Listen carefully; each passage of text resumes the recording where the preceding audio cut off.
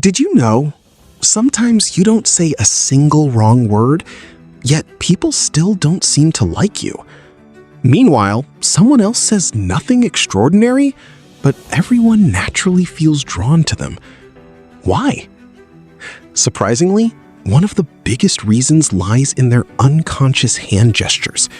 And by the end of this video, I'll show you one simple hand gesture that can make people unconsciously trust you more. Most of us believe people judge us based on what we say, but psychology tells a different story. Our hands, our facial expressions, and even our unconscious gestures play a huge role in creating first impressions. In this video, you'll discover why certain hand gestures instantly make people like you, which gestures silently push people away, and how a few simple changes can make you naturally more likable. Number 1. Why does our brain pay attention to hands? Thousands of years ago, humans didn't first look at someone's face. They looked at their hands. Why? Because hands revealed whether someone was carrying a weapon, whether they were a friend or a threat.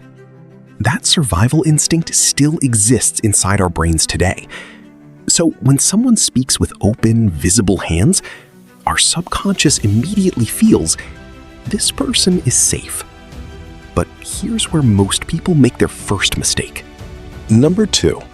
Hand gestures that make you look less trustworthy. When you constantly hide your hands, cross your arms tightly, or point directly at people, your intentions may be completely harmless, but the human brain often interprets these signals as dominance or defensiveness. The result? People begin to feel slightly uncomfortable without even realizing why. Even more surprising, you may never understand why people struggle to connect with you. Number 3. The most common gesture of highly likable people. Have you ever noticed the people who easily win others over use their hands while speaking, but never excessively? Their palms remain visible. Their movements feel natural. Their gestures are relaxed.